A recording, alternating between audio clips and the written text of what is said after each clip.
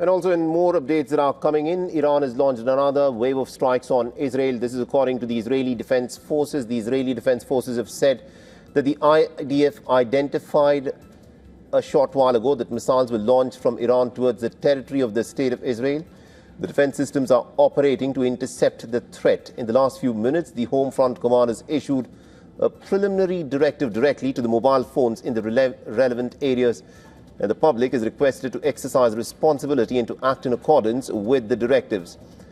Now, one must enter protected spaces upon receiving the alert and also remain in them until a new announcement comes forth. Leaving the protected space will be permitted only after receiving an explicit directive. Continue to act in accordance with the Home Front Command directives.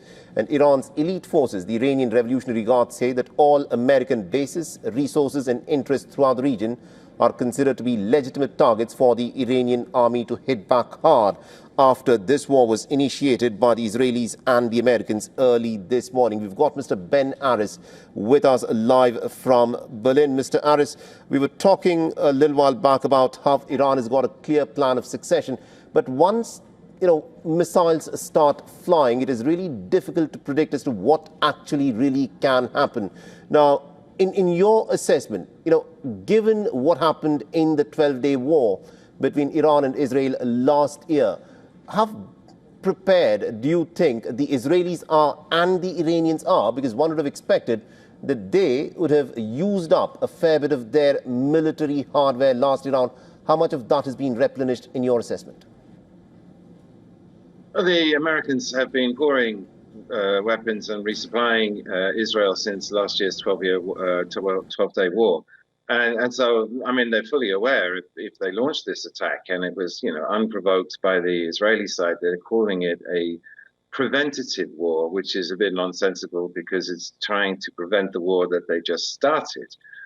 However, the Patriot missiles that have been delivered in particular as the air defense against the missiles that Iran has, but Iran's been ramping up production. It's been aiding Russia in the Ukraine war, and so it's invested heavily. And the technology of its drones have had a lot of attention and have got a lot better. So it's more prepared than it ever was, partly thanks to the catalyst of the Ukrainian conflict to take on Israel. And also in the 12-day war, what surprised was how many missiles actually got through the so-called Iron Dome. As I say, the technology that's been invested by Russia and China into things like hypersonic missiles that go so fast that the defense is effectively muted has been enormous. And so if this goes on for any length of time, I think that Israel is going to get battered in the same way that Iran is. And our correspondent in Tel Aviv says that the entire country is already on lockdown. Everybody's in the shelters. They've been advised not to come out for at least the next few days, to stock up on water and food while this first phase of the war plays out.